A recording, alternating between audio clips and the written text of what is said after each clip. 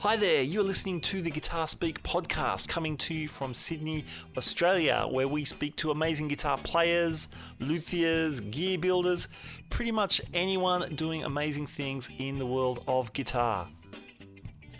My name's Matt Wakeling, and thank you so much for joining us for episode 14 of the Guitar Speak podcast. Episode 14. Now, we're doing something a little bit different this week. We are speaking to the guys from the Amps and Axes podcast from Baltimore in the United States. Now, Amps and Axes is a really great podcast. It's hosted by Jeff Boba and Mick Marcellino. You might recognize Jeff's name as the guy behind Budda amps that came out in the 1990s, boutique, low wattage, beautiful sounding amps.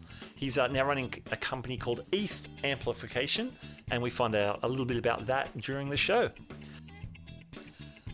Now, Mick's a big AC/DC fan, he's into the metal, he's a great guitar player, and like me, loves Ace Frehley.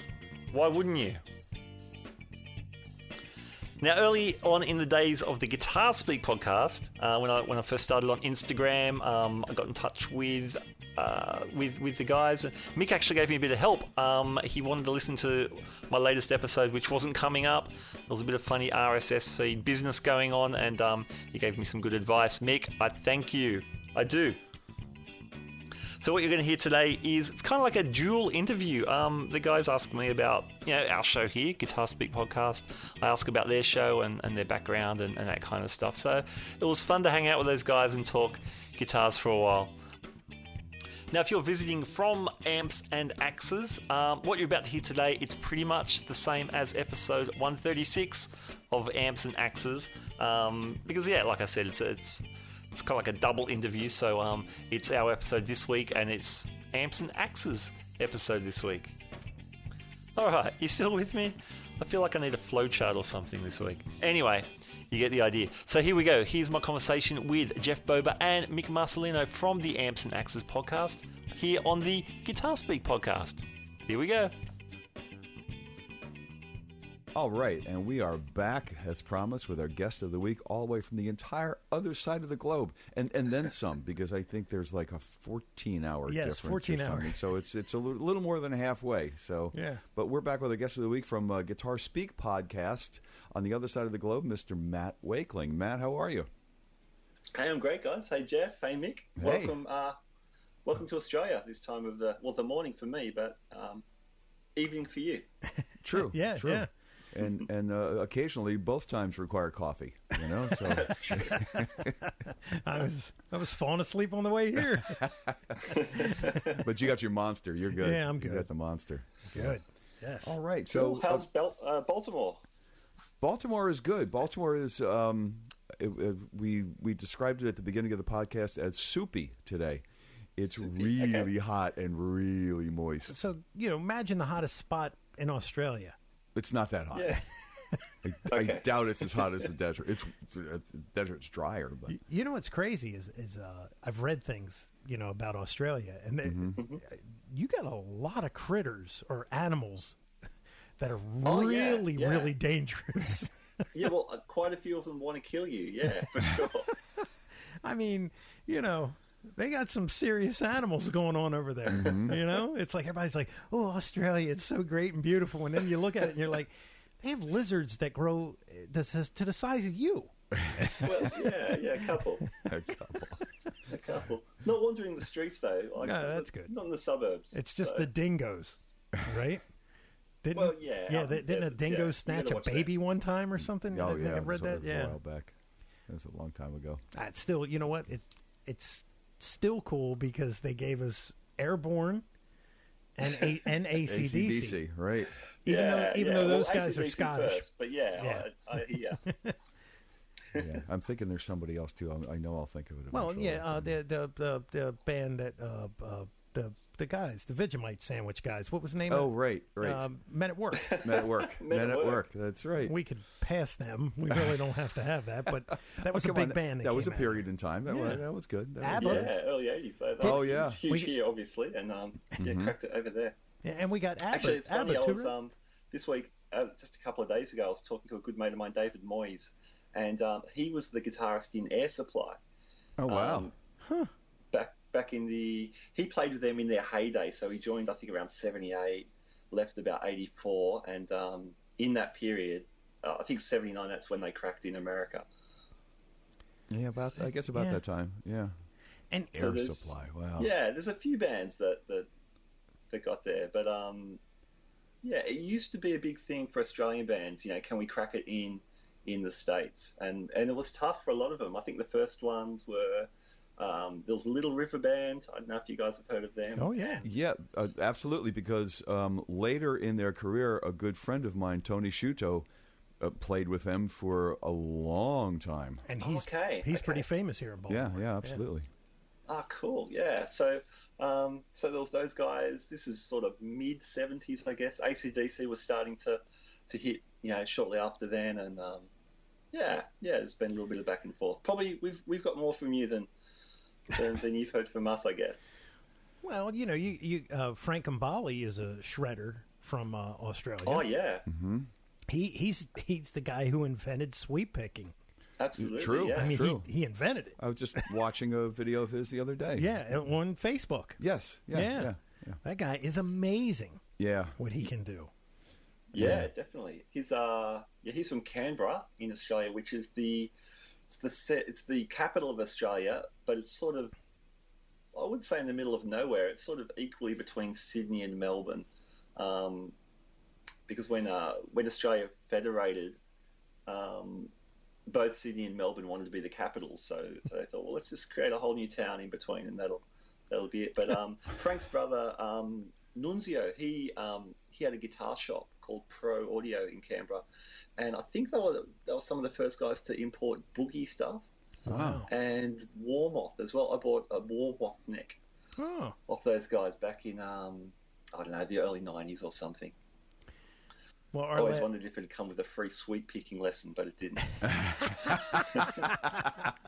Well, our last guest, Sully from Sully Guitars, John Sullivan, he knows Ken Warmoth, who, you know, of course, is Warmoth Bodies and Necks and all that stuff. Yeah. That's where they all got their start.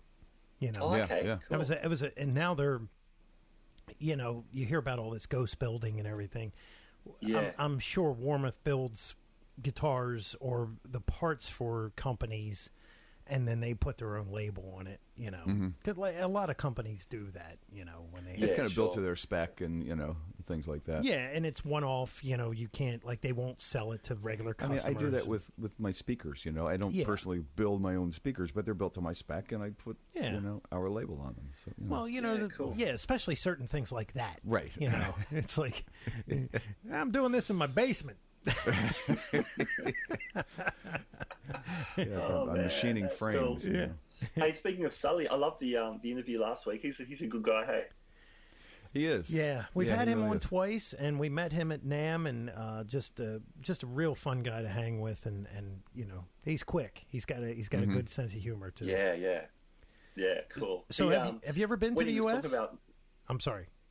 Oh, sorry. When Sully was talking about NAMM, it sounds like he was sharing a booth with Ormsby Guitars. Yes. And they're an Australian company as well. They're from Western Australia, so right across. Oh, look at that! Nice. And I was going to ask, have you ever been to the States? No, the closest I've got was Guam. Okay. Oh, there you go. That's kind of close, but you know, 4-hour plane ride. You get there. Territory, isn't it? Yeah. It's one of your territories. It is. Yeah, that was as close as I got. I did some playing there. I think it was 98. I think went over there with did some youth music festivals and things like that. Wow. So you are a player as well? Yeah.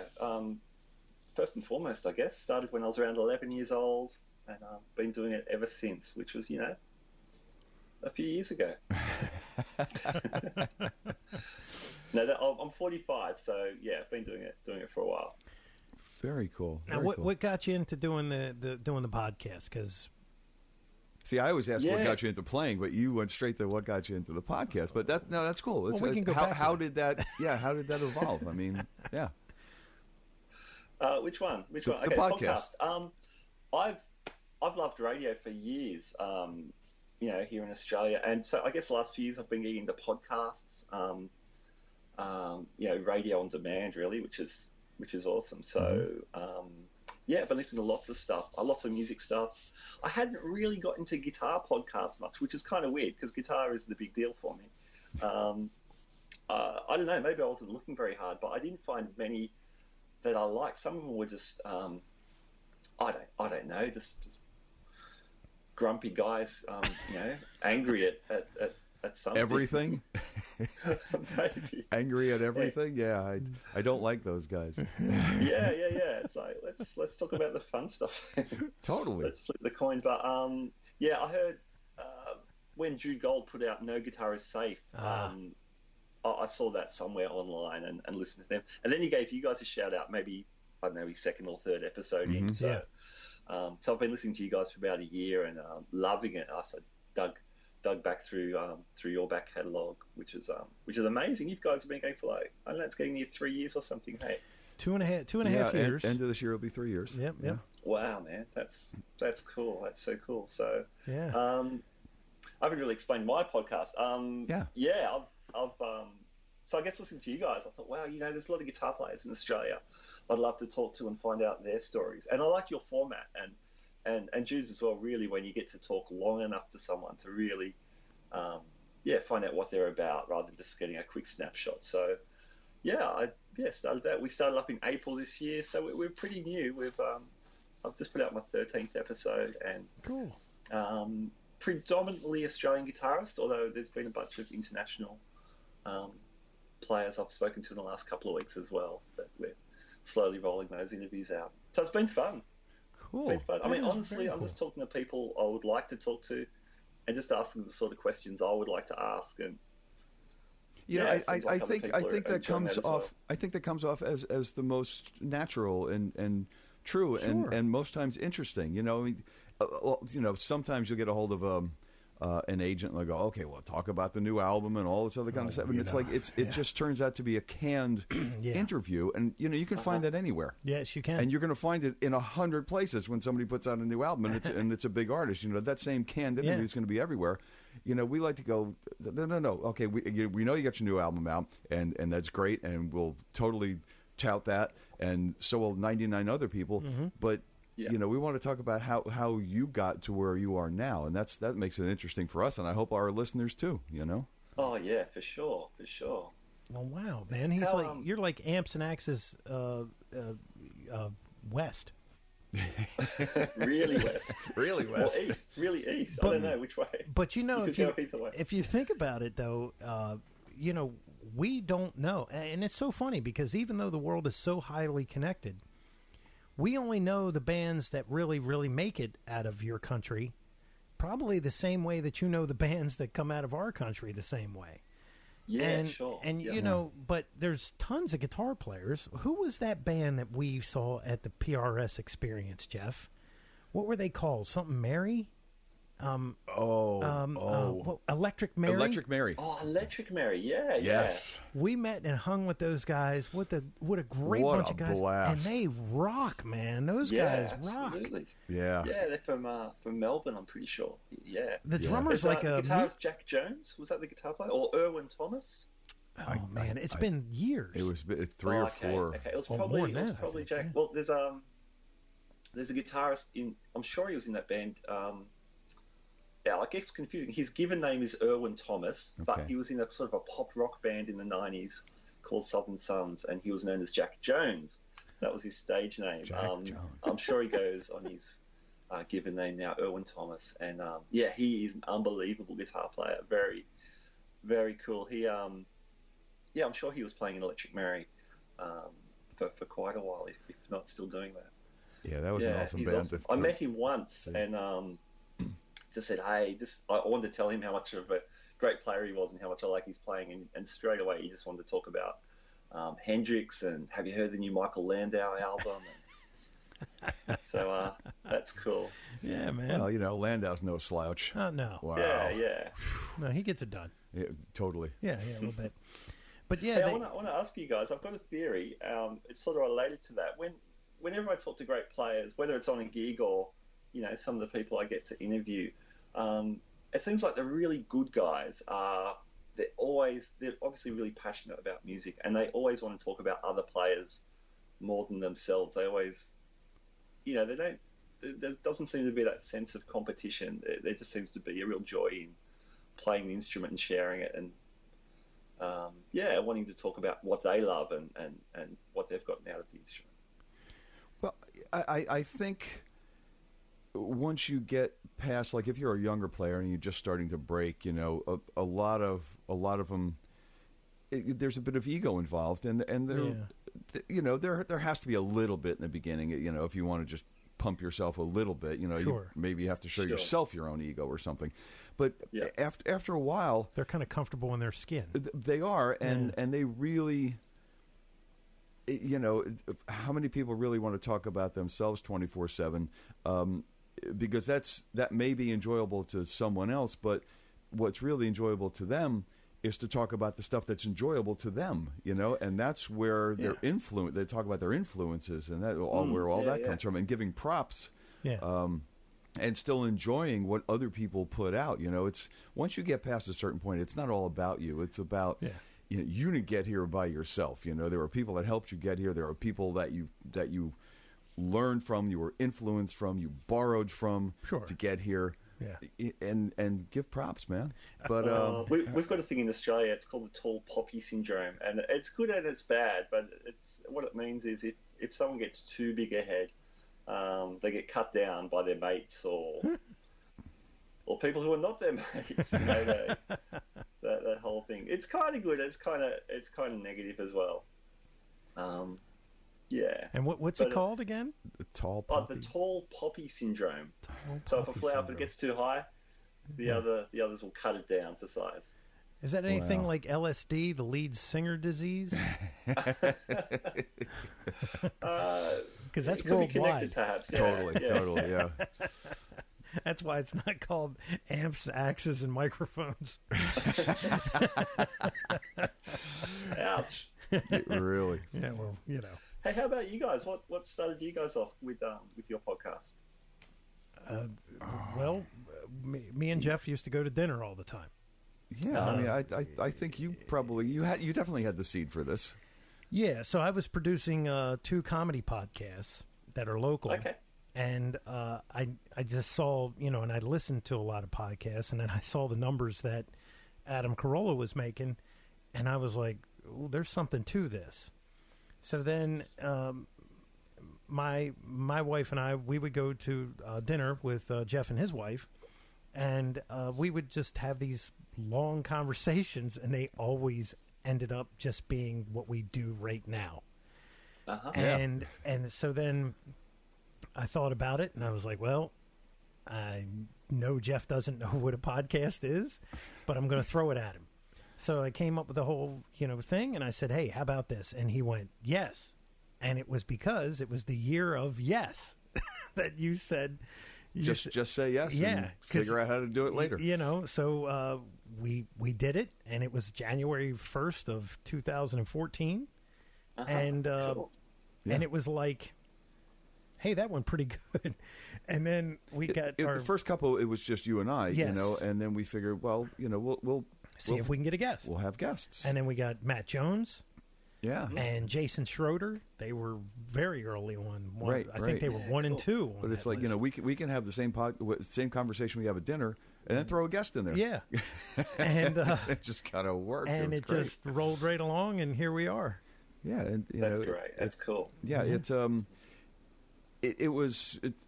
There really wasn't any kind of format in the beginning, but I think, after we had done it for a few episodes, it just rolled. It kind of organically grew into, okay, this kind of thing, this kind of format works. We'll do this, and then we'll bring the guest in, and then it turned into having its own format, and that's what we followed for a long time now. Yeah. And, we don't...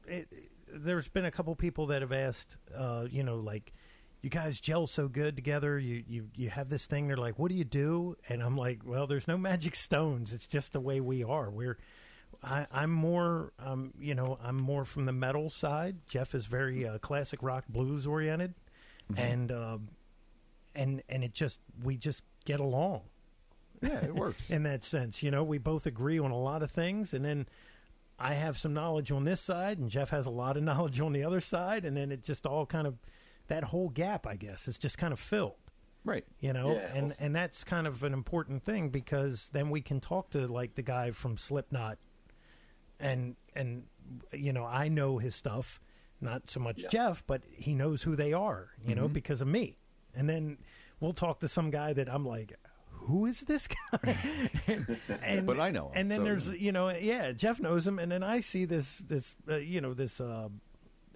history of this guy, and I'm like, oh my God, And so that's the one thing too that we try to do is not so much the actual mainstream guys, but the guys that are kind of like with maybe the mainstream guys, or just musicians that are working, and that seems to work pretty good too, because hired guns have a lot of stories, and sometimes they have more stories. People behind the scenes have a lot of stories. Yeah. So that I loved. I've loved heaps of your episodes. There was one. I forget the guy's name, but he teched on the Ringo Starr tour, and I think it was Nils Lofgren's tech. He was. As well. That's John Gosnell. Yeah, it's a good friend of mine. Yeah, I mean, how awesome was that? Hearing what a tech does and all that behind the scenes stuff. That was super cool.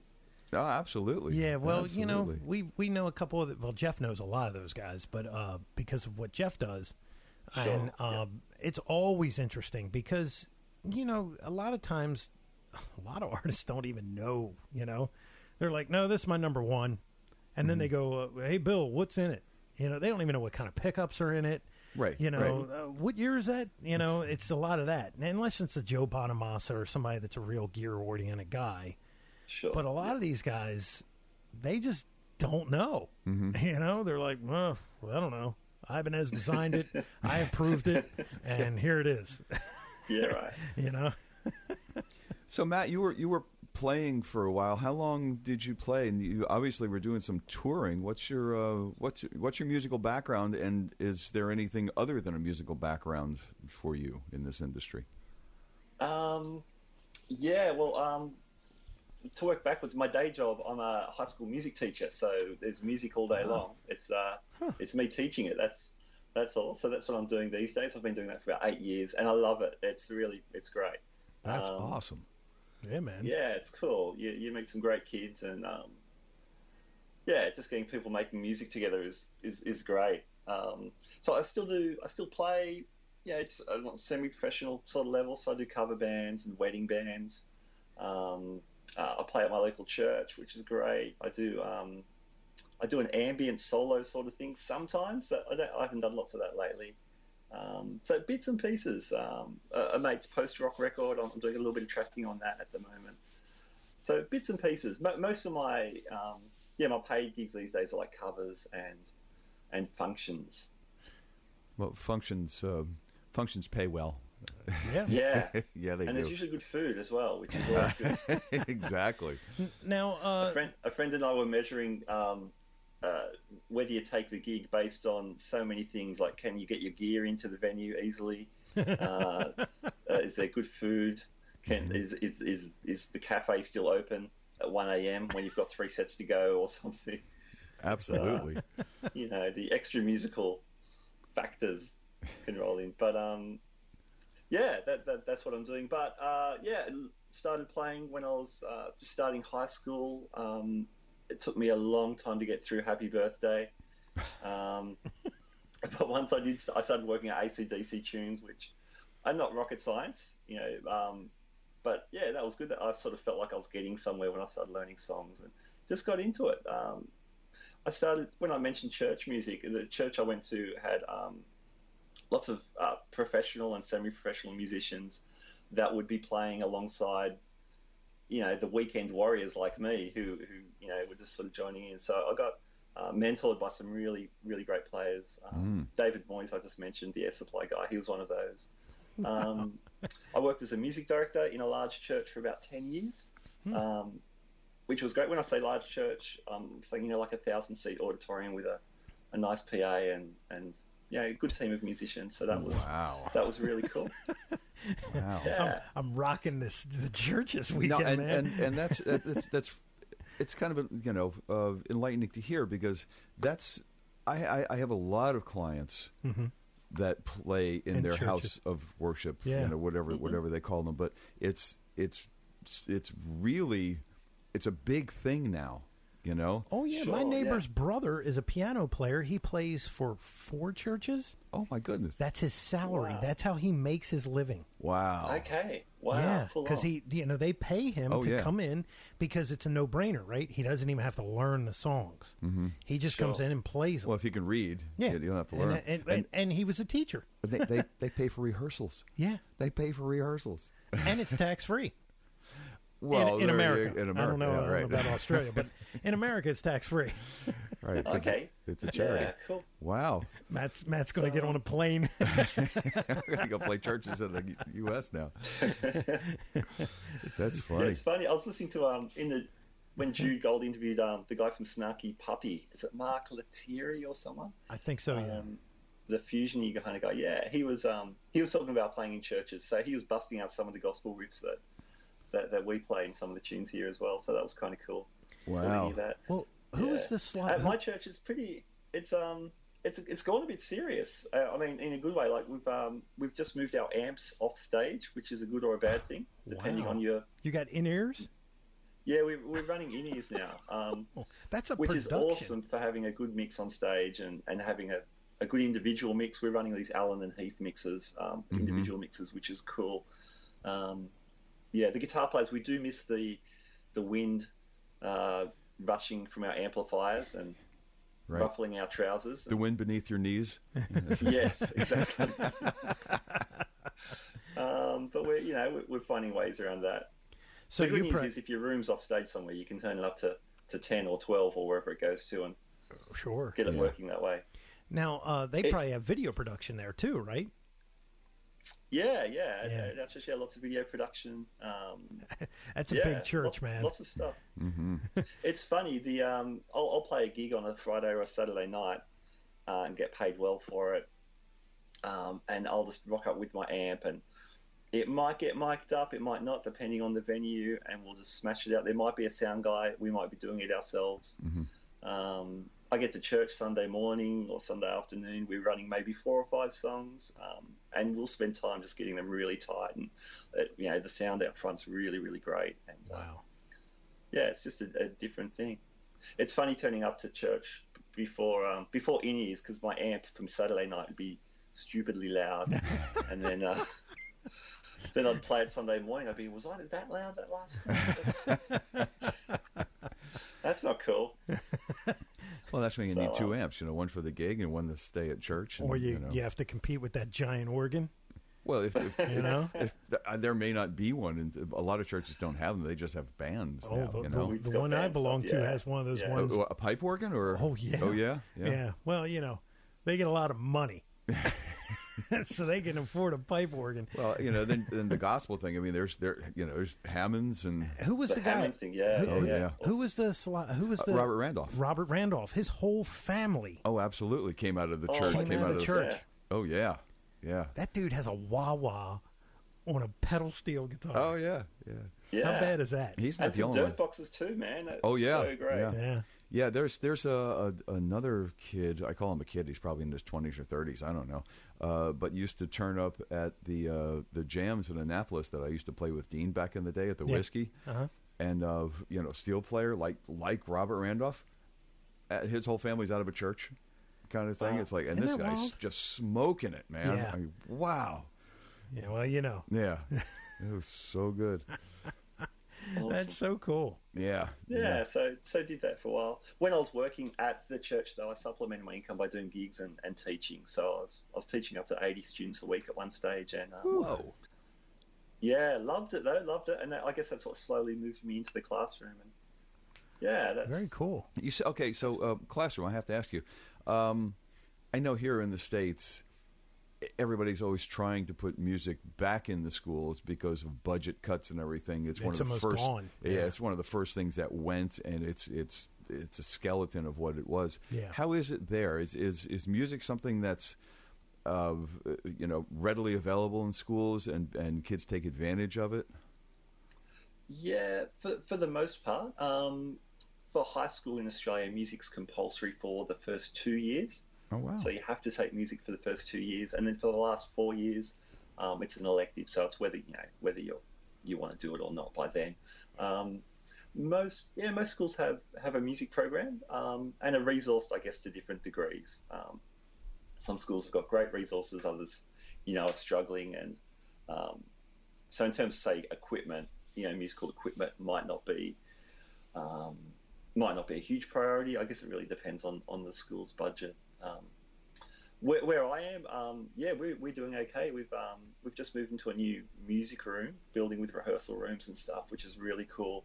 And we've got some all right gear. We've got a bunch of guitars for sure, and band stuff. So it's I guess it does depend on the school budget. But the arts do get a hammering now and then. Where I went to university to study music, that course went through a lot of cutbacks, and I think just now it's just starting to grow a little bit again. So the arts, arts are often the first to lose the money when it's being handed out, for sure. Absolutely. But it's it's so important. It really is. Yeah, I mean, I think back in my life, and I always had friends that were, doing recreational drugs, and some of them got in trouble with the law, and that kept me out of that realm. How did music keep you out of drugs? Yeah, well, when you know how it is, man. It's almost like it's mandatory. Yeah, but when you're 20, when you're 13, and you want to learn how to play all the Judas Priest songs, you spend all your time in the bedroom. That's true. When they're out, throwing railroad spikes at cars. That's not fun. That's not fun. Yeah. There's some sort of discipline that keeps you out of mischief. No, absolutely. If you're trying to get the chops together, for sure. It is a discipline, and I mean, it's sad to say, I think it's one of the only things anymore that evokes a positive emotion. You know what I mean? It's sure. Like, you yeah. If you understand that you feel music, and I think so much of the world is void of feeling. I don't want to get into a theoretical conversation here, but but it's true. Yeah, it's an emotional thing. At least it should be. Music is, what is it? Music is the one thing that actually doesn't need any interpretation, right? No matter where you live. Right? So you could take some cat out of Russia that can't speak a lick of English, but you turn him on to anything musically, and he'll start tapping his foot. I don't care what the instrument is. Yeah, it could be anything. Right. A kazoo. Yeah. Well, Yeah, well, something like that. But yes. Yeah, I mean, it's just that's the cool thing about it. It's universal. I mean, it's how our hearts beat. Right. Except for absolutely. EDM. And I think when you do that, when you play music with other people, it forms an incredible bond, or can do, and a sense of community and family and all that stuff. When you're making music with your friends, it's pretty exciting. There's nothing much else like it. That's absolutely true. Yeah, and you don't know that until you experience it. Yeah, those things are pretty crazy. I mean, there's certain things in life that you always remember, Yeah. And I remember, like, some of the first bands when that thing would happen and you were all on. That's cool. Like, everybody was on. It was almost like, holy crap. All this stuff just paid itself off. I mean, the smiles don't get any bigger. Yeah. They can't get any bigger, Yeah, and it's everybody's feeling the same thing, and it's positive, and it's crazy energy. Yeah, oh yeah. Yeah. That's exactly what it is. Can't do that energy. with a computer. No. So how did you guys get into playing and stuff? And Jeff, maybe about how you got into amps as well. I've heard the episodes where you guys talk about Budda and then East amps. But yeah, how did you guys find your way in there? Well, I started I started playing when I was in grammar school. Really, I actually started drums, guitar, drum. Okay, that's a lie. My first instrument for just a tiny bit was accordion. Well, there you go. And then it was drums, guitar, and I guess I found a pair of drumsticks before I ever found drums, and I was beating on chairs and tables, and my parents went, "We got to get you the proper things to beat on. So I, got an old, it was a Ludwig or Slingerland or something kit that I wish I had, because only things that existed back then. I know, but I wish I had it because it was wood with wood rings. And I mean, the real deal. I don't know what it would be worth nowadays, and I don't know where it is, but got that, and then I decided I wanted to play guitar for a bit, so got the beginner's guitars and all that kind of stuff. Now, was it the Beatles? Yeah. Was that the thing? Yeah. Wow, that's funny. That was and, well, actually it was the Beatles, but all that happened, like there were 3 bands that happened on like the Ed Sullivan Show so closely together. It was the Beatles, the Stones, and the Dave Clark Five. Okay. Like within weeks of each other. And it's like, there was this, all of a sudden, there was rock. Yeah. There was rock, There was guitar manufacturers. Forget not showing Elvis below the belt. There was rock. Yeah. So yeah, that's pretty cool. That was I'm another one it was the Beatles thing. Wow. But I just like the Ed Sullivan Show. Did you? Yes. Yeah, you don't sound old enough to have seen that. I am. Okay. That's cool. I am. I remember distinctly watching that every Sunday. That's pretty neat, man. Yeah, but it's it just kind of went from there. And my dad was a musician. He played accordion. He was Polish. That's where the accordion came right. from. He was Polish, so he played accordion. That's a hard instrument to play, actually. It really is. Yeah, it really is. Because you got keys on one side, you got and buttons on the other. Yeah, and then you got to do the squeeze. Right. Yeah. Squeeze box. Yeah, exactly. But they're kind of big if you're a kid trying to get around one of those. Yeah. Well, they make smaller ones too, and Yes. It was kind of between if I remember correctly, kind of between the squeeze box and a full size accordion. But my dad, it's probably a student, like a 3/4 guitar or something, exactly, right? Yeah, sure, of course. So I did that, and playing in high school bands and all of that, and at the same time I got interested in electronics, and I started taking things apart. Around the house. The toaster has flames coming out of it again. Oh, good, then it worked. So I just started messing with electronics, and the two eventually went together. Like I would make a speaker cabinet with more speakers in it for my amp and things like that. My grandfather was a woodworker; he would make me the cabinet for it. And brilliant! It was awesome. it was a lot of fun, and I wound up going to school for electronics. And find that today. Well, you can. Yeah, but you know what I mean. Yeah. Well, that was tubes too, wasn't it? Or was it transistors? Actually, no. This was okay. They're replacing tubes with these things called transistors. So we're going to learn all about that. And then they're starting to develop these things called ICs, integrated circuits, but we're not going to worry too much about those right now. Holy crap, you were right there. That's how far back. That's a nice little crossover. That's how far back I go. Yeah.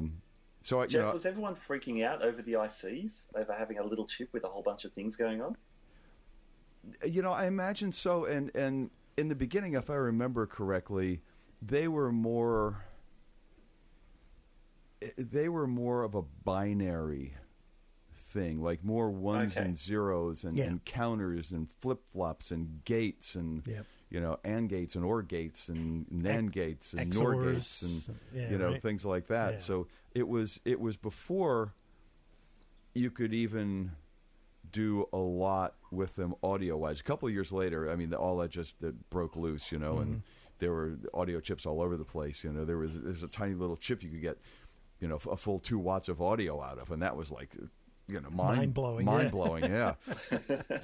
So we cool. I got into all of that kind of stuff. Went to work in the electronics industry, and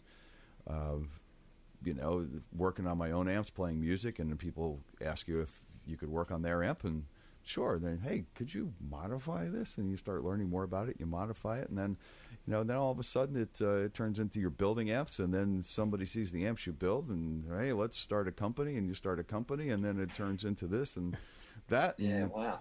It's just how many years later I am where I am now, but it's the two got tied together, and thankfully so. Thankfully so, because I can build an okay amp and I can play a little bit of guitar to know what it sounds like. So I think the two worked out, Yeah, I think it's a humble together. answer. He plays guitar really well and he builds awesome amps.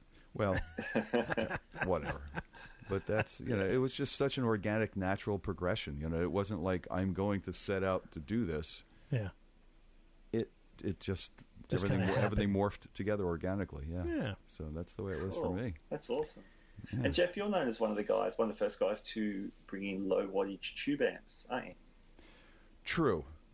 When we right before I started Budda with my partner Scott, who was always on the left coast and I was always on the right coast, he had gotten a hold of an amp that I built for a little company around here, and they just wanted a small amp to sell because they were one of the first companies to sell vintage coverings and grill cloths and knobs and things like that. And they said, well, let's sell a vintage looking amp. So they had me design a vintage looking amp, and the cabinets, for whatever reason, were being made 3,000 freaking miles away in Northern California, and I have no idea why they had them made there, but they were being made there, and one of the amps wound up out there, and the friend of the cabinet maker, Scott, went, wow, who is this guy? These amps, sound great. So he said, let's start a company. We started the company. I did a bunch of modifications on the amp that I was building for this little company, and all those modifications turned into the flagship of Budda, which was the Twin Master 10, and it was just an 18-watt amp that sounded like a 50, but you could open it up, you could push it, you could get the output tubes really cooking. Sounded great, and we said we're going to build this 18-watt amp, and I would tell people, oh man, I got this great amp, you got to hear it. I remember when you told me, I was like, yeah, that's awesome. What? Yeah, I got this 18-watt amp. You got to hear it, and all these people are going, yeah, but I play live. It's like, no, you got to hear this. And they're looking at me like I have three eyes, going, we all play 50 and 100-watt amps. Meanwhile, I'm dropping off my 100-watt Mesa, and I'm going, what? Yeah, and people looked at us like we were selling, something they didn't know what to do with until they heard it. Yeah.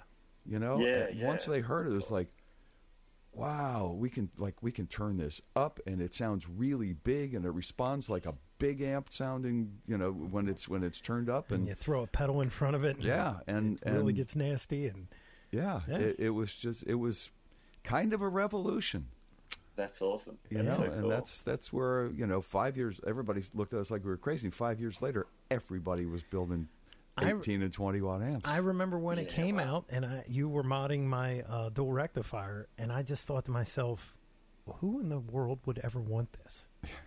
Right? Like, I was just like, who? I mean, literally, you were so far ahead of what the club scene was going to dictate that it was like, I was like, I don't understand. I was like, yeah, if I want to play in my bedroom, I understand this 8. And then I went to your place, and you said, listen to this thing. And I was like, holy crap, it was so loud. I remember it was shaking itself. Like, I don't know if the tubes were rattling. Something. I remember you had a demo in, and it was like coming apart. I was like, oh my God, this thing is loud. And then you slaved it into this monstrous Sun or acoustic amplifier. So whatever. I think it was an acoustic amplifier. And I was like, this whole room is going to destroy itself. I mean, because it was some crazy wattage transistor head that you had there. Right. And I was just like, I really like this, but I just dropped $1,700 on this other thing. See, Mick, if this 18-watt tube amp isn't loud enough, you could always make it louder by plugging it into any kind of power amp they have. Shove it into the board. Yeah. So so that's how that happened. Yeah. Cool. I got a Fender Blues Deluxe when they first came out, and they were 40 watts with the the single 12, and it was still too loud. And a friend of mine said, why don't they make a 20-watt amp or a 10-watt amp? And I'm like, no one's going to make a 10-watt tube amp or a 20-watt. Oh man, but I'm glad you did, Jeff. And yeah, like you said, so many people are doing that now. It's the rigueur, but to have a low wattage amp somewhere in the line for these people. Hey, I think I think Fender have just put out, is it a 14 watt or a 7 watt basement or something? That's funny. I wouldn't doubt it. I wouldn't Something doubt like And it's a that, lunchbox head, you know. One of those Could things, be. sure. Yeah. But, you know, I mean, it does happen sometimes that you'll get something over there that we'll never see here. Mm-hmm. You know, yeah, sure. It does happen. So I don't know how often it happens, but I know it happens. So Yeah. I don't know. What's the band you play with, Jeff? I don't have a band that I'm constantly with, but more and more lately I've been playing with a friend of mine called Rob Fahey, and it's Rob Fahey and the Pieces. And Rob used to be with a band called the Ravens back in the 80s, and they had a big hit which was also in the movie Fast Times at Ridgemont High, called Raised on the Radio.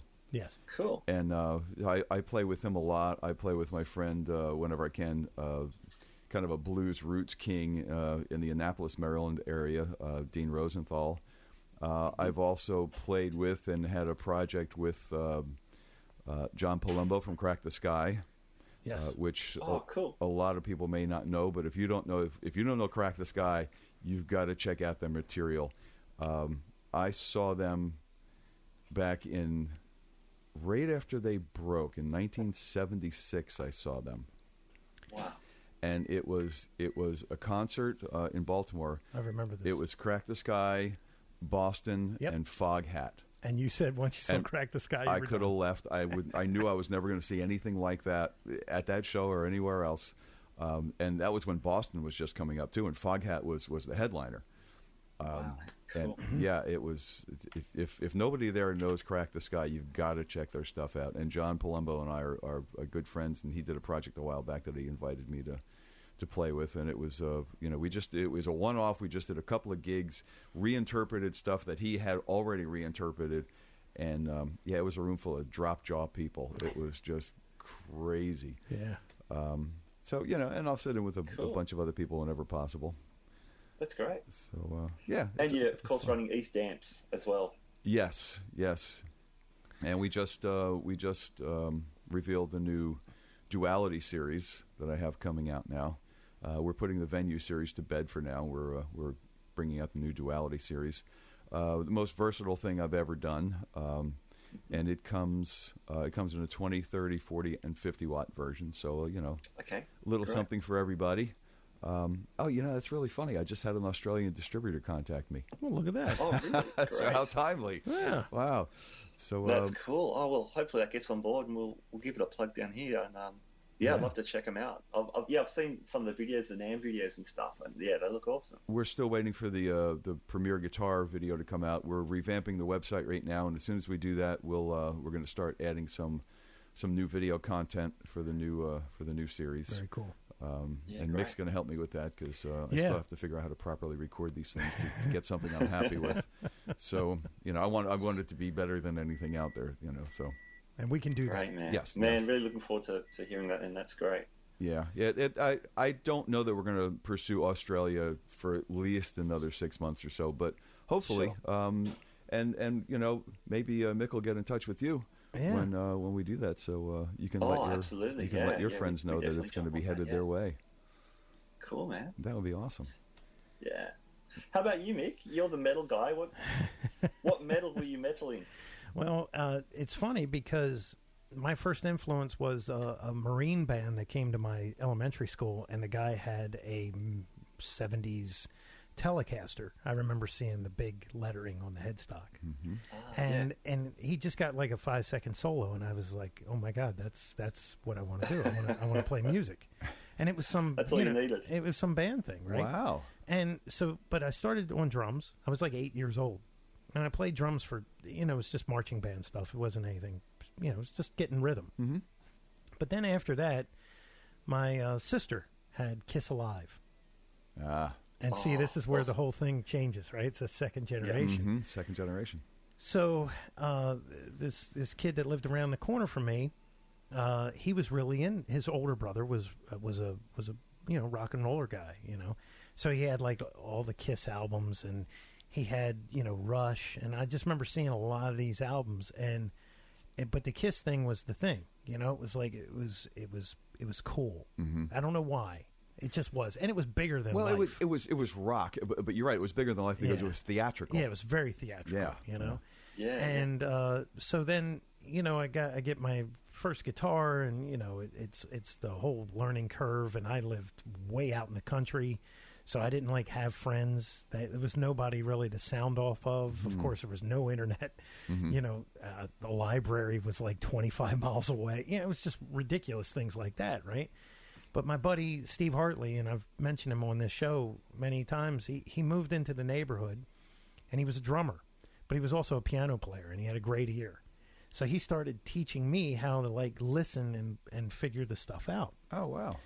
Cool. And so then, you know, then Judas Priest came out, and that was it, man. You know, I mean, and the reason was because there was a lot of guys that I'd listened to, like, you know, like I had Alice Cooper Killer's album and Ted Nugent albums, and of course Pat Travers. Mm-hmm. Van Halen was like so off of the chart, I didn't even approach it, you know, at that time. But then, do you recall hearing Eruption for the first time?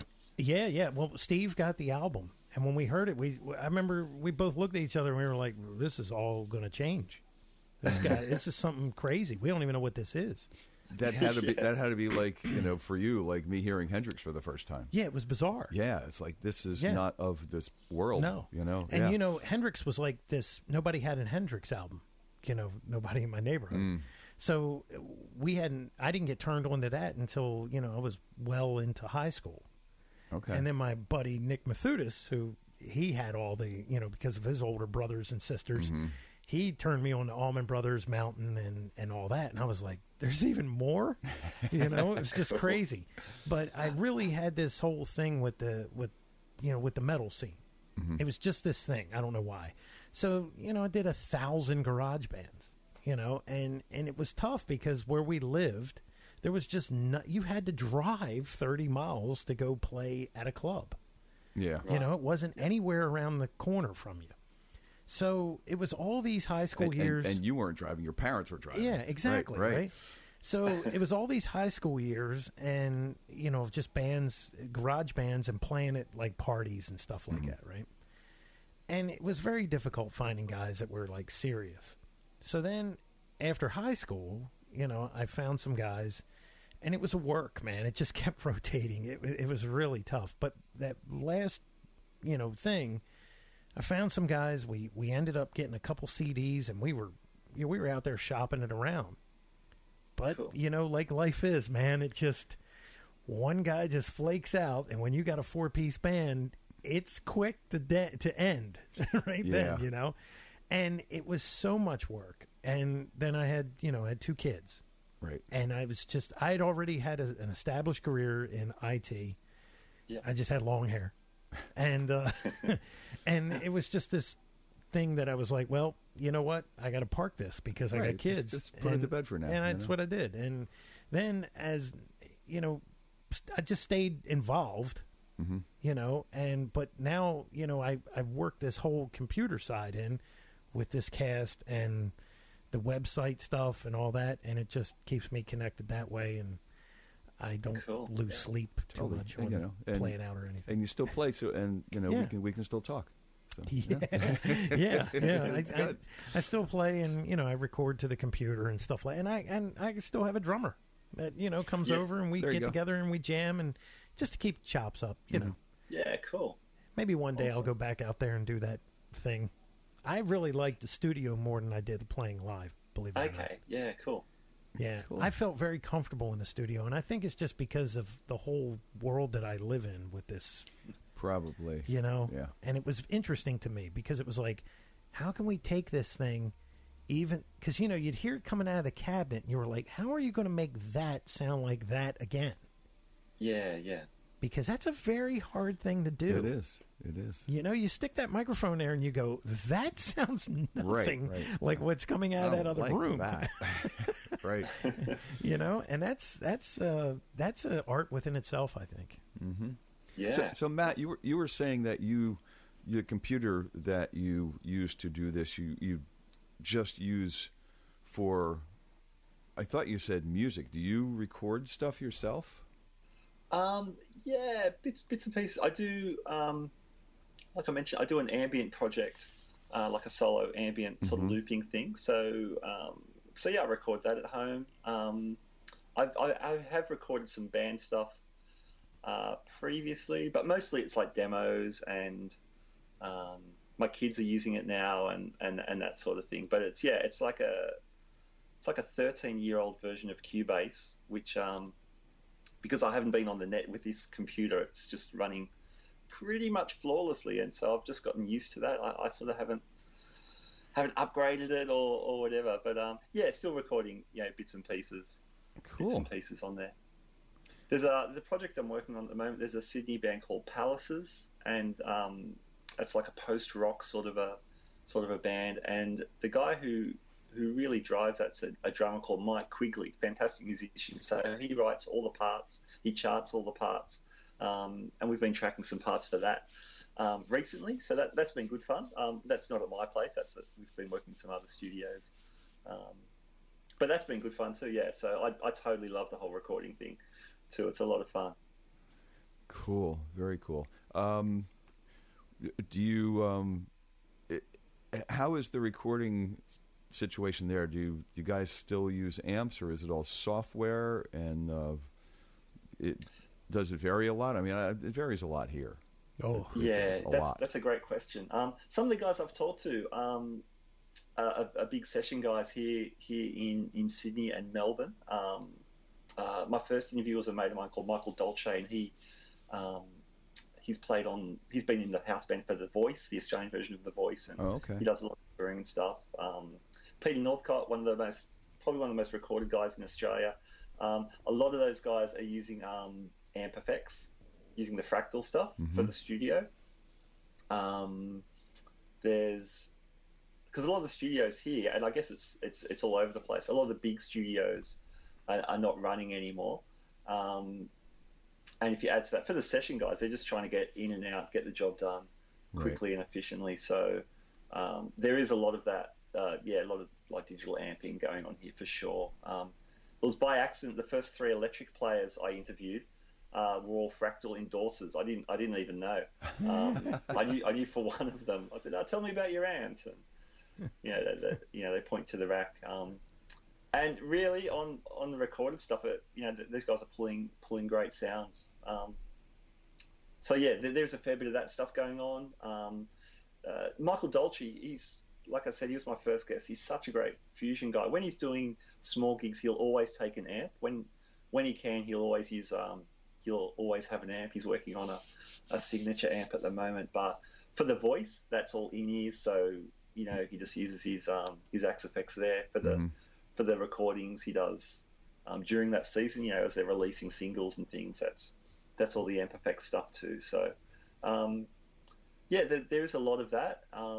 But most guys will say, if they can, not everyone, but if they can, they'll get a big amp and crank it up and stick a mic in front. That's still that's still a lot of fun for people. And sure, if you own one of those Axe-Fx or an 11 rack or a Kemper or anything like that, they have you can bypass and go into a cabinet. You can actually run the amp emulation out to the house and run a signal through a cabinet and actually push air.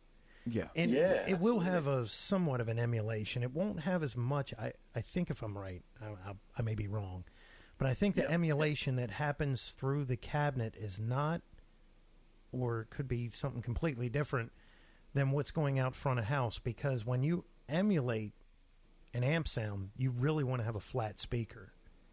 And if you run it through like a Marshall 412, it's not going to sound like what you... Oh, absolutely, yeah. Because that's the whole thing. Well, see, that's why they're making those monitors, the full range monitors now for guys that do that and play through the Axe-Fx or Kempers or play through their computer. Yep. All that kind of stuff. They're sending the same thing to that full range wedge, so they that can they're hear listening to the modulate the model that they're hearing that they're sending to the house. Yeah. And it's to me it's weird. Sure. It is because a stereo speaker like you said, does there things. are different stages. Peter Northcott, he used to run the Axe-Fx into a Hughes and Kettner tri-amp, but he would just run it into the power section. Mm-hmm. And then out of the power section, he'd run that into a guitar 212. So he was using, for live, he'd use the digital, pretty much the preamps and the effects, I guess. But from the power amp on, it was an all analog signal, and he was digging that. I think he's just gone all digital, though. I think he's gone to the full range monitors and a digital amp, like in the last few days even. I just saw on Facebook. But yeah, there's lots of guys who are kind of splitting it, between the digital and the analog thing. And others going full range. What was this? Steve Vai the other day on Jude Gold's podcast? He said that he uses the Axe effects for the effects. For the effects, yeah. And a lot of guys do that. Like, that's an expensive piece for that's some a pedals. hell of an effects processor, yeah. Right. I'm like, holy crap! It's a couple grand. That's using a full computer. Yeah. To make a couple of effects. Yeah. For sure. Yeah. But, full on. Although, if you think about it, he was busting up the Eventide. Was it the H3000s back in the day? They cost you an arm and a leg too. So. Let me tell you, Steve Vai single-handedly made that company what it is. I'm not kidding you. Nobody had those things in any rack. And then he come out with it, and it was like they could not make them fast enough. Mm-hmm. And now they have a pedal version that does. Yeah, because I think the Eventides, that equipment started out as like signal processing. Yeah, kind of. It was just a harmonizer. Yeah, a very sophisticated stuff. Very sophisticated harmonizer. But that's what he used it for. Now they have a thing called the H9. I saw it the other day. Yeah. That is a full blown palette of effects in a very small format that you put on the stage. It's like a stomp box. Mm-hmm. Very expensive. And when you buy this thing, it's all software driven. So you hook the pedal up to your laptop and you go into the parameters and adjust it as according. It got very good reviews at the NAMM shows. Cool. Yeah, I'm seeing them more and more pop up on pedal boards for sure. Yeah. A young guy I know's got one, and he's telling me about it. He goes, I haven't downloaded the Spring Reverb yet. Yeah, because if you buy, I'm like, what? if you buy these packages, it opens the pedal up more. Mm-hmm. Yeah, you can buy like a basic version or this ultimate version. Right. Yeah, well, that's what they don't have to put everything in the pedal. It's just kind of it's the tool. Yeah. That you then buy what you need for.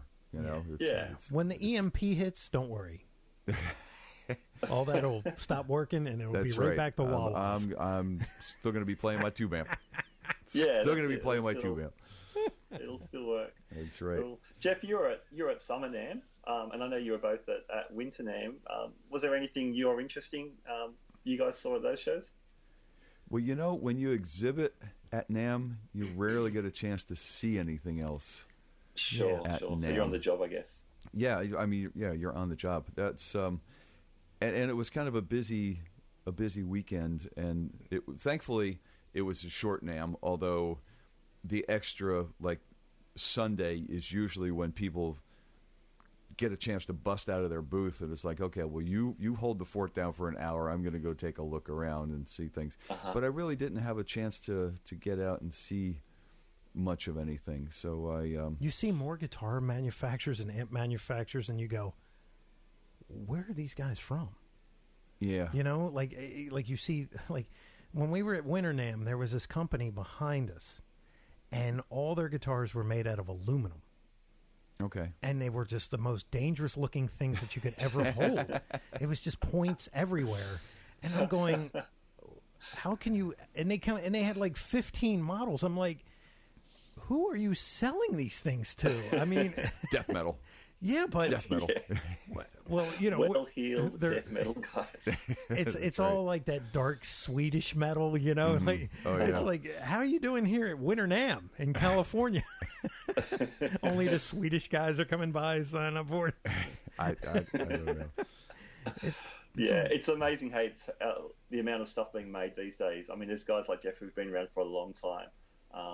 But yeah, I mean, even in Australia, we're a large nation. We cover a similar square mileage to the States, but in terms of population, there's just 22 million or so people here, and but there's builders everywhere. I guess it's the net, isn't it? Like, for example, everyone's building a boutique pedal these days. Oh, for and they sure. all sound amazing. And it's a lot of the time it's guys who are into electronics, and now the schematics are so readily available. It's easy to breadboard a fuzz face and then move on to something else and move along. So there's lots of, I guess here and I expect over your way too, there's lots of very small kind of boutique kind of guys. Thousands of them. Springing up and doing things. All over the place, all over the place. Which it's actually a great thing. Yeah. Because, you can find every version of whatever you want. And, maybe, you don't have to pay, or you don't, how do I say it? You'll pay a little bit more, but you're getting, you may be getting very good quality parts. Right, as something that's to, custom. Yeah. As opposed to buying the big name thing that was made in China because it's their version of whatever. And, and then you get it repaired 6 times and, right. that type of thing. Definitely. Spending big money on it. If you want a special quirk, these little guys will definitely accommodate all that. Yeah. Exactly. And it should say East on the front of it, just so you know. Well, there should be a new wah for the holiday season. Do you have a name for it? Well, I'm being told it's going to have to be called the Bober wah. Well, there you go. I like that. Yeah. I like it too. That's like the Boba Fett. Oh, exactly. well, there you go. Yeah, it's kind of a whole theme thing. Yeah, the new duality amps have a Boba Fett function. Yes. So that's for all you Star Wars geeks. Does that involve a MOSFET or something? It does. It does. It does. Now, was that based off of that little device that you brought in at one time? Yes. So what that'll do is you'll sound... your guitar will all of a sudden... it's different when it's in the amp. It's different when it's running... Is it? Yeah, it's different when it's running different voltages in the amp. Oh, my God. It's when crazy. you hooked that thing up, I was like, well, Richie Blackmore just stepped into the room. Yeah, it was because that little box was running on 9-volt, and for some reason, it wound up getting a Blackmore sound, which I should probably build that damn thing into my guitar now that I'm thinking about it. But yeah, because I was like, he goes, this is how it went. Jeff goes, yeah, I built this little pedal. And I was like, yeah, because everybody does that. Right. And and he said, you got to hear this. He goes, when I plug it in, he goes, it really has that whole Blackmore sound to it. He plugged it in, and I was like, holy crap, that sounds just like Richie Blackmore's guitar. Wow, well, I mean, you do have to awesome. have a Strat and a decent amp, You were playing through that Telly. Oh, was it Telly? Was it? Yeah, it wasn't a Les Paul though, because a lot of times I'll be playing a Les Paul, but it was a Telly. Yeah. So that's cool. Yeah, I was wondering, Jeff, if you'd made pedals, so that's cool. Yeah, well, the in the Budda days we had the boudoir, and that developed from that was brought into the product line after I had been modifying wah pedals for years. I mean, I was I developed.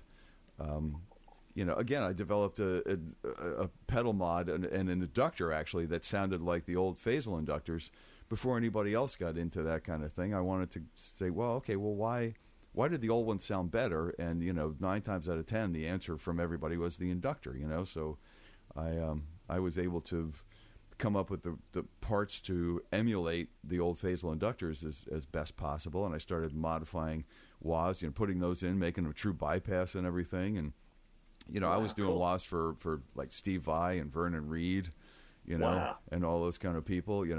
First time I brought a wah out to Vai, it was actually at the old Hammerjacks, and I said, you want to try this? Yeah, I definitely want to try, because he was a big wah user. That's when he had a singer in the band. Maybe. Yeah, maybe. I forget what that album was called. Okay, go ahead. And I plugged the wah in, and before the wah was on, he just hit the guitar and went, I can hear the difference already, because it was a true bypass and there was nothing loading the signal down. And then he played it. Went, I got like a couple more right here. Can you take those and modify them? Yeah, sure. So we were doing that. Cool. That Morley tried to knock that off with the Bad Horsey, and they never even really got close. But that Bad Horsey is annoying because it's like just a little bit of a delay because you got to activate the pedal. Yeah. And it's not a button. Okay, yeah, it's got the auto. Yeah, I've played a couple of wahs like that. That is always kind of weird. Yeah, and if you want to do that thing, that Michael Schenker thing, the half cock, you can't do it. Park it, of course. Yeah, and that is a neat sound, man. Oh, absolutely. I tell everybody, go ahead and do that. Absolutely. Yeah. That cuts through. For You'll a solo. fall in love with mid-range. Oh yeah. And then I used to, and I know Dunlop had it out before I did it. They had a reissue way back of the Fuzz Face, but it really wasn't right at all. So I did a copy of the original Fuzz Face board. Great. Right after they had that, and I built some of those, and some players had those. I sold a bunch of boards to Rene Martinez, Stevie's Tech, because the boards, you can't fix those things too many times before the traces lift up. And he went, can I just buy some of the boards and rebuild Stevie's Fuzz Faces with the boards? So he bought some boards for me and he rebuilt Stevie's Fuzz Faces. And wow, that was before I built the amp and the cabinets for him. Holy crap! That was. So yeah, I've been kind of doing it for a while. You did a Zenwa, right? Or Zen? No, I'm sorry, a Zen. It had like a little Budda guy on it. It was a distortion pedal, right? The Fat Man and the Zen Man. That's it. Yes. Yeah, a lot of that was Scott's doing, and he had. Oh my God, the name is escaping me now. Same guy that designed the Mesa similar pedal worked on that particular pedal. Yeah, now the name is escaping me. He brought in the original what came to be known as our Fat Man pedal. He brought that design in, and we tweaked that a little bit, and then I took that design and then I turned that into the Zen Man and the Fat Bass. And the Fat Bass turned out to be a lot of studio guys' secret weapon. They. What was that? The Fat Bass. What was the idea there? It was a bass overdrive pedal. Both of them, all three of them had 212 AX7s in them running at real voltages. Oh wow! And so there was a. That's a pedal. Yeah. Oh, that's a pedal, all right. Yeah, that's it. So we had the Fat Man, then we had the Zen Man, then we had the Fat Bass. And the Fat Bass, I mean, to me, once I got finished with it, you could plug that in between your bass, and I had an old 115 PV solid state amp in the shop that I would play through, and the tone was very SVT-ish. Wow. Plus, you could get a lot more gain out of it. You could get some dirt, and I love bass with dirt on it, man, because it's so big. It adds harmonics that really need to be there for a bass to cut through a mix. Yeah. Mm-hmm. And that's a bass player's secret weapon, and that Fat Bass turned out to be a lot of guys' secret weapons. So yeah, well, I always told bass players, I'm like, it doesn't have to sound like a grand piano. Right. Put a little hair on it. Put a little hair on that thing. Absolutely. Yeah, you'd be surprised. that was the thing, hey. Especially in the 90s, everyone's talking about that piano-like bass. Oh, I hated that. Just get a piano. Exactly. Right. You can be replaced with a keyboard. That's right. Yeah. Now, a little bit of hair on bass is a good thing. I'm with you guys for sure. Absolutely. Yeah. Cool. Well, hell, is there anything we haven't covered yet? We've covered it, man. This has been fun. It's been a fun chat. Yeah. Absolutely. Talking about the stuff.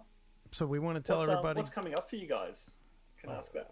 Yeah, we got Mr. Tommy Conwell, who was had some hits in the '80s, and Tommy Conwell, Young Rumblers. Yeah, he's a local guy out of Philadelphia, but he had a national record, and just this interview should be very interesting. Absolutely.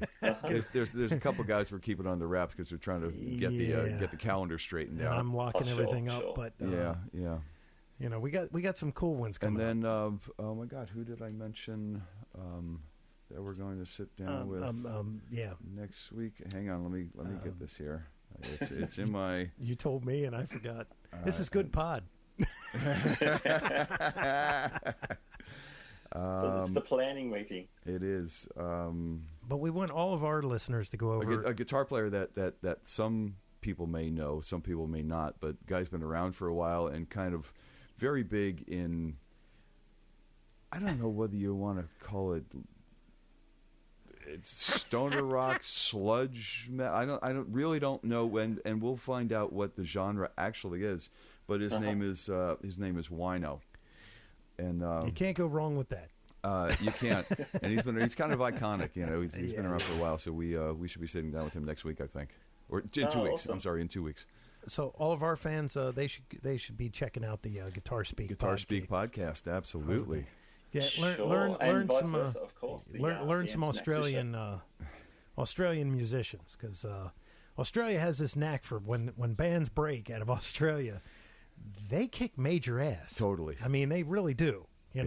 Right now, AC/DC is probably playing a 180,000 seat venue, and there's no room left. Right. Yeah. And I heard Cliff Williams. I heard this is it for Cliff Williams. He's done. Oh yeah.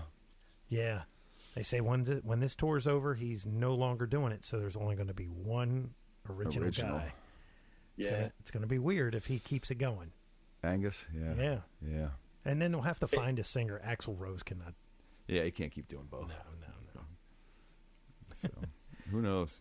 It's a thing. It's a thing. It's funny down here. Obviously, AC/DC are loved down here as well as anywhere else. And we claim them as our own. Although even the Young Brothers are, I think they're from Scotland. Scotland, originally. yeah. So So and Angus lives in the Netherlands, I think, with his wife there. But it was funny when Axl Rose started doing the gigs. There were some fans here that were very upset. And there were other fans that were kind of okay with it. And I think once they did some shows and people heard Axl in the band, a lot of people think, well, yeah, it's kind of working okay. It's going all right. Mm-hmm. I don't know. I guess if Angus wants to keep going, he's got every right to keep it going. I mean, at that point, it's almost a tribute band. Well, it's not quite a tribute band because the main guy died decades ago, but Exactly. I don't know. We've had this. Bon would have been 70 years old this year. Wow. Yeah. He just would have celebrated a birthday. We've had this conversation about tribute bands before. And, it's I don't know. There's something about that. As long as it doesn't turn into a parody. Yeah, that magic that happened. Yeah. When you break that. Now, when Brian came in, I mean, he was able to really fill a big pair of shoes. Absolutely. And was it with that band longer than Bon? Yes. And, now it's kind of like, you don't have to prove anything. Right. I mean, you've kind of conquered the world. Yeah. he just chill out and go in and like surprise people and sit in once in a while here and there. Yeah. I don't think he's going to starve. No. Not at all. I think he's all right. I think he's all right. He's probably got a couple dollars in the bank. What do you think? I think so. Yeah. Yeah. And if not, he's probably got a couple of Marshalls to sell. Not just a couple. Yeah. Maybe a couple guitars. Maybe a couple guitars. Yeah, cool. Man. Yeah, well, that's easy for me. Oh, one final thing. I did speak to an old friend of yours, Gretchen Menn, the other day, who said to say hello. Oh, nice. Love Gretchen. Yeah. Love Gretchen. She's a lot of awesome. Fun. That was cool. So I will be posting an interview with her in the next couple of weeks. Oh, so, you interviewed her? Yeah. Well, it's funny. I knew it's weird. I knew she was I knew her rock instrumental stuff, and I knew she did the Zeppelin show. So I've followed her instrumental stuff for a few years. But I don't think I'd heard your interview with her because obviously she's got this whole background as a classical guitarist as well, and a commercial airplane pilot. Yeah, the pilot. Yeah. Which is mind blowing because when you meet Gretchen, she's a very small, right. just petite woman, and you're going, you fly How do jumbo you control jets? this airplane? Right, it's crazy. It's almost hard to. Yeah, I just can't even picture her in the uniform. You know what I mean? Yeah.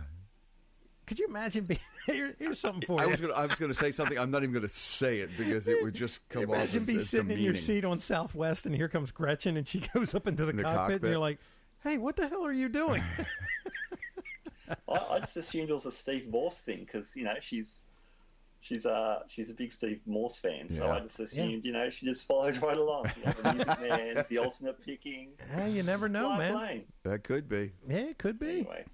Did you see but she was awesome. She was cool, and she had great things to say about you guys. Oh, nice. Oh, yeah. Nice. Well, right back at her. Absolutely. Yeah, she's a great girl. I bend her ear all the time. Speaking of Steve Morse, did you see the version, the jazz version of the Smoke on the Water they posted? It's awesome. I love it. It's pretty cool. You got to see that. I haven't heard that. What's that about? Oh man, it's Deep Purple. Can we put the link on the Amps and Axes, and that way he can find it? We can totally put it up there. On the Facebook. Yep. Cool. No, actually, so it's actually Deep Purple doing it. Oh yeah, we'll put it up on the website. Oh, we'll put it up on the website. Okay. Yeah.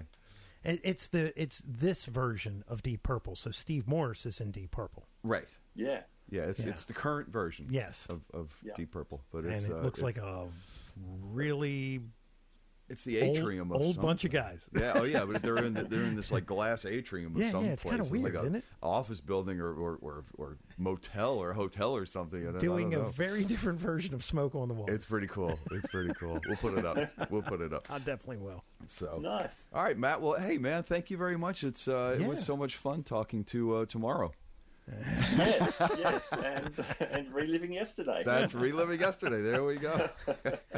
No, awesome. Really great to talk to you guys. It's a little bit surreal because I hear you guys in my headphones at home, but you're not talking to me. So this has been really fun. There you go. Right back at you. I haven't heard you in our headphones yet, except for today. But I'll go check it out. I've listened to a couple of his episodes. Oh, cool. I had to check it out. Absolutely. I'm like, that's right. Who are these people he's talking to? Due diligence. And how do I get a hold of them? Right. There you go. The problem is I make a phone call and it costs us $400.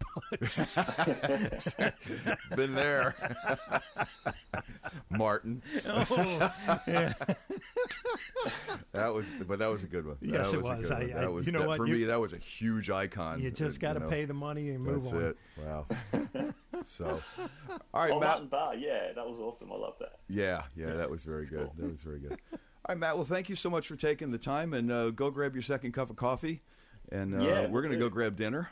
Yeah, and we'll Mick will let you know. This will be up this will be right? up this Saturday. Your Sunday. Right, your Sunday. Okay, so, cool. There you go. And depending upon when. Looking forward to it's cool. That'd be great. And also, keep in touch. Let us know if East ends up really East in Australia, and we'll love to check it out and definitely give it a plug on our show too. So for sure, keep in touch, fellas. Absolutely. And that's a hell of a road trip. Let us know if there's anybody there that you think we should have on. Yeah, we'll do for sure. Absolutely. Hey, man. Very good. All right, Matt. Thank you so much, man. Have a great day. Thanks, guys. You too. Take care. Bye. Okay. Bye now. All right, that was my conversation with Mick and Jeff from Amps and Axes. And, as you heard in the interview, they've been around for 2.5 years, putting out a weekly show. They've got a lot of episodes. In fact, they've got about 120 more episodes than me. They've been around. So I really appreciate them having me on the show. And it was fun too. It was just like talking to old friends about, guitars, and that's always good. Hey, you should definitely check out Amps and Axes. Check out their shows. They've got like this huge back catalogue. They've talked to guys like Greg Howe and Richie Kotzen and Jennifer Batten, and heaps more. So definitely check those guys out. All right, well, that's about it from us here at Guitar Speak. But listen, if you want more Guitar Speak, you can subscribe to us on iTunes or Stitcher. You can talk to us on Instagram or Facebook. We're on there. You can even look us up on guitarspeakpodcast.libsyn.com. We'd love to hear from you guys. All right, thanks again for joining us this week. We'll see you again next week on the Guitar Speak podcast. Bye now.